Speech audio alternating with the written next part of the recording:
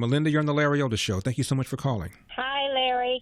In the late 70s, I was stationed in Turkey for 3 years, 77 to 80, and I saw the same attitudes back then, and there was my Turkish male friends held nothing but disdain for the U.S. They called us imperialists, they hated us, and yet we were such a rich country, they felt entitled to whatever the U.S.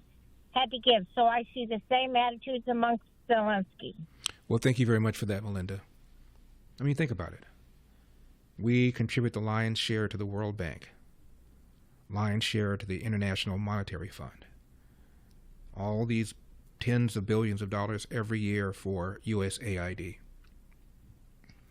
We have tens of thousands of troops in Europe, troops in South Korea, military installations and troops all around the world. Yet when you look at polls of how people feel about various countries, the two most despised countries are the United States and Israel.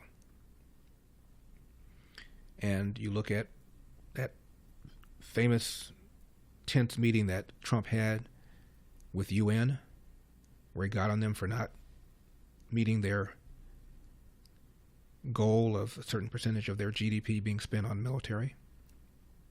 And he got on them for depending upon Russia for energy. And he said, how does it make any sense?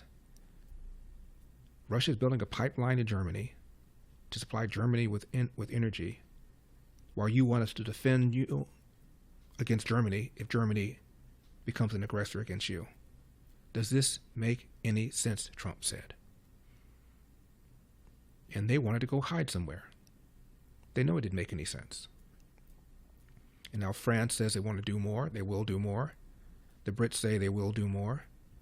Brits are even talking about putting boots on the ground if there's some sort of peace deal between Russia and Ukraine. They weren't talking about that before Donald Trump came into office. And as J.D. Vance said, what's the end game here? If you really feel that Ukraine should continue fighting, for how long? And what's the objective? Fight until the Russians pull back from the Donbass region, the eastern part of Ukraine, until they pull out of Crimea? How realistic is that? And Russia is bigger. They have more troops. And Putin couldn't care less about his troops.